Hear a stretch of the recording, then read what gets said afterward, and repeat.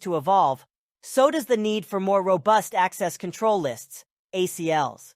An extended ACL, also known as an extended access control list, is a type of access control list that provides more granular control over network traffic and is designed to be more effective than the standard ACL.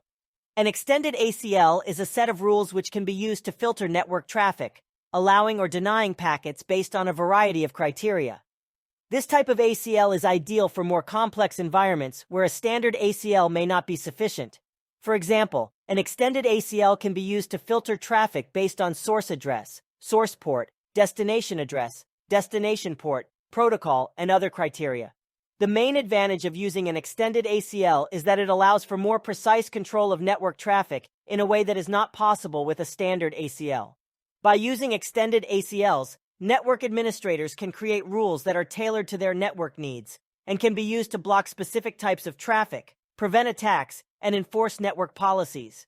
Extended ACLs can also be used to create a firewall where incoming and outgoing traffic is filtered according to the rules set in the ACL. This makes it possible to block certain types of traffic, such as malicious traffic or unwanted applications, from entering or leaving the network. Extended ACLs are becoming increasingly popular as organizations seek to increase their network security.